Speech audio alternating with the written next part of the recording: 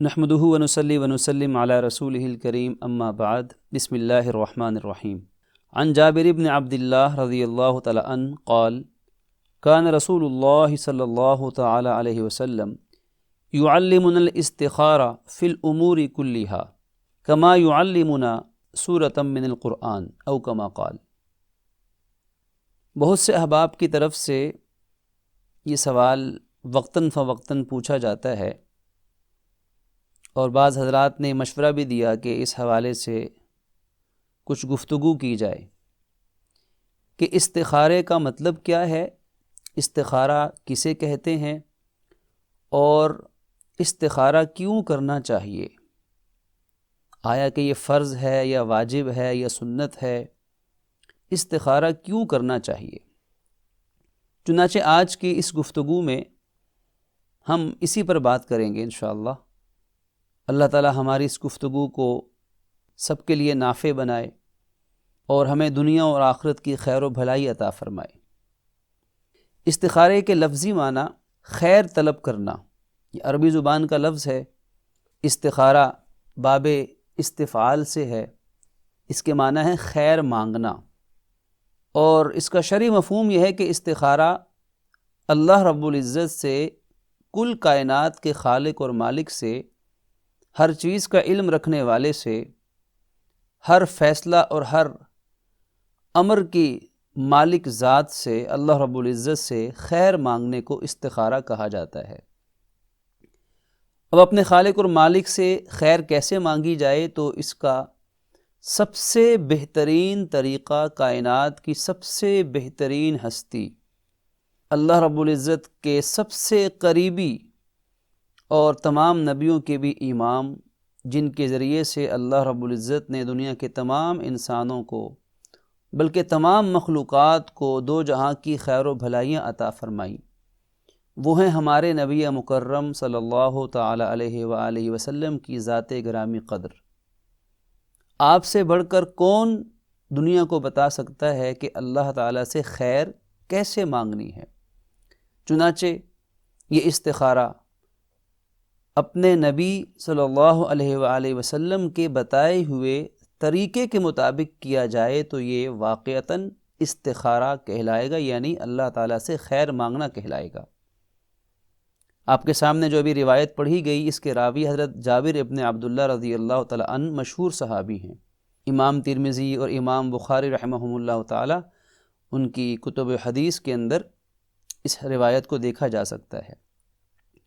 آپ فرماتے ہیں کہ ہمارے نبی مکرم رسول اللہ صلی اللہ تعالی علیہ وسلم ہمیں استخارے کی تعلیم دیا کرتے تھے، یعنی ہمیں استخارہ کرنا سکھایا کرتے تھے، فی الامور کلہا، تمام کاموں کے اندر، یعنی زندگی کے جتنے بھی کام ہیں، زندگی کے جتنے معاملات ہیں اور جتنی بھی چیزیں ہیں، زندگی کے تمام کاموں میں ہمیں استخارہ کرنے کی تعلیم دیتے تھے، استخارہ کرنا سکھاتے تھے۔ اس سے ہمیں استخارے کی اہمیت کا پتہ چل رہا ہے کہ نبی مکرم علیہ السلام کی نگاہ نبوت میں استخارے کی کیا اہمیت تھی کہ آپ اپنے صحابہ کو استخارے کی باقاعدہ تعلیم دیتے تھے، ترغیب عطا فرماتے تھے۔ اور آپ فرماتے ہیں کما یعلمنا سورۃ من القرآن، اس تاکید اور اس اہمیت اور اس اہتمام سے آپ استخارہ سکھاتے تھے جیسے قرآن پاک کی کوئی سورت سکھائی جاتی ہے۔ قرآن پاک کی کوئی سورت جیسے نبی مکرم صلی اللہ علیہ وسلم اہتمام کے ساتھ اور پوری کوشش کے ساتھ اپنی امت کو تعلیم عنایت فرماتے تھے، کیونکہ قرآن مجید میں اللہ رب العزت نے نبی علیہ السلام کی نبوت کے مقصد کو ہی قرآن کی تعلیم دینا بیان کیا تھا، وَيُعَلِّمُهُمُ الْكِتَابَ وَالْحِكْمَةَ۔ تو جس اہمیت سے قرآن پاک کی آپ تعلیم دیتے تھے، قرآن کی کوئی سورت سکھاتے تھے، اسی اہمیت سے استخارے کی تعلیم بھی عطا فرماتے تھے۔ یہ ایک صحیح حدیث مبارک بھی ایک مسلمان کے لیے استخارہ کیوں کرنا چاہیے کا جواب بننے کے لیے کافی و شافی ہے۔ استخارہ اس لیے کرنا چاہیے کیونکہ ہمارے نبی علیہ السلام استخارے کی تعلیم دیتے ہیں، اور جس چیز کی آپ تعلیم دے رہے ہیں یقیناً وہ چیز بہت اہم ہے، اور اس میں ہمارا بہت فائدہ ہے دنیا اور آخرت کا۔ ایک اور روایت مجموع الزوائد میں موجود ہے جس میں فرمایا گیا ہے کہ من شقوت ابن آدم ترکو استخارت اللہ، کہ اولاد آدم کے بیٹے یعنی انسان کی یہ بدبختی ہے کہ وہ اللہ سے خیر مانگنا چھوڑ دیتا ہے۔ استخارے کو چھوڑ دینا، استخارے کو ترک کر دینا، یہ انسان کی شقاوت ہے، یعنی بدنصیبی ہے۔ ساری خیر اللہ پاک کے پاس ہے، ہر فیصلہ اسی نے کرنا ہے، وہ خیر عطا فرمائے گا تو خیر ملے گی، اگر وہ عطا نہیں فرمائے گا تو نہیں ملے گی۔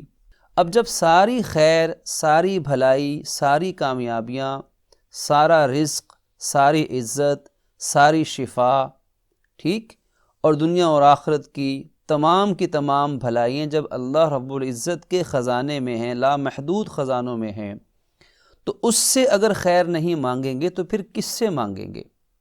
تو لہٰذا فرمایا کہ یہ استخارہ نہ کرنا انسان کی بدنصیبی ہے۔ اس سے بھی ہمیں استخارے کی اہمیت پتہ چلی۔ اور ایک اور طبرانی کی روایت میں ہے کہ ما خاب من استخارہ، کہ استخارے کا فائدہ یہ ہے کہ انسان کامیاب رہتا ہے۔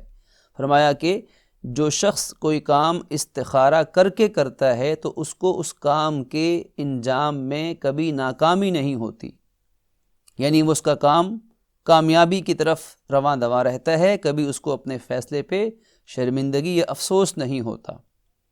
استخارے کی کچھ حکمتیں بھی بیان کی گئی ہیں۔ حضرت امام شاہ ولی اللہ محدث دہلوی رحمہ اللہ نور اللہ مرقدہ حجت اللہ البالغہ مشہور کتاب کے اندر اس کی جو حکمتیں بیان فرماتے ہیں کہ استخارے کے اندر لاجک کیا ہے، اس کے اندر حکمت کیا ہے، اس کے اندر وزڈم کیا ہے، استخارہ کیوں کرنا چاہیے۔ اس کا ایک فائدہ یہ ہے، فرماتے ہیں کہ جو مشرکین یا شرک کرنے والوں اور بدعقیدہ لوگوں کی جو عادات تھیں زمانہ جاہلیت میں، ان میں سے ایک عادت تھی فال نکالنے کی عادت۔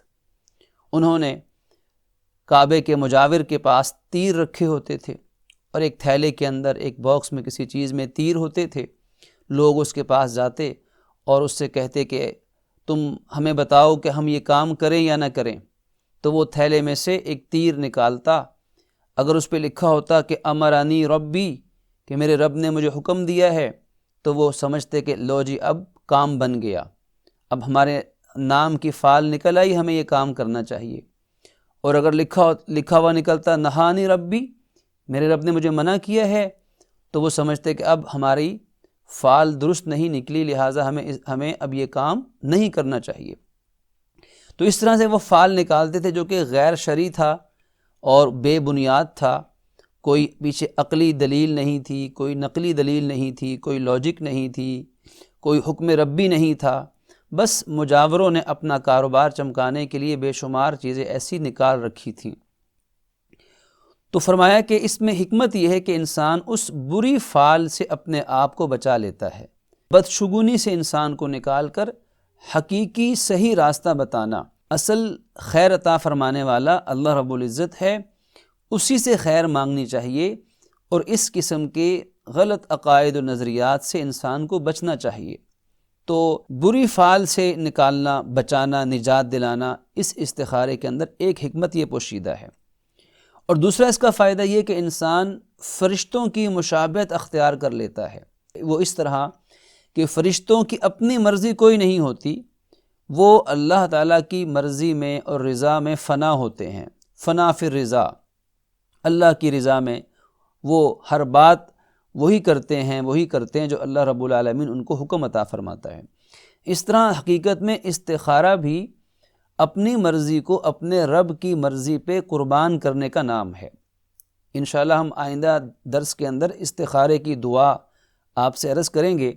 اس دعا کا مفہوم یا مطلب ہی یہی ہے کہ یا اللہ میری کوئی مرضی نہیں، سب مرضی تیری ہے، اب جس میں خیر اور بھلائی ہے تو مجھے وہ عطا فرما دے۔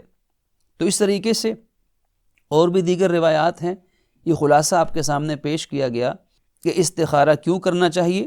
استخارے کے معنی ہے اللہ تعالیٰ سے خیر مانگنا، اور اس کا طریقہ نبی مکرم صلی اللہ علیہ وسلم نے بیان فرمایا، اور اس سنت کے مطابق استخارہ کرنا چاہیے، اور استخارہ ہر کام میں ہونا چاہیے، قرآن پاک کی صورت کی طرح اس کی اہمیت ہے سکھانے میں، تعلیم میں، اور استخارہ نہ کرنا انسان کی بد نصیبی ہے۔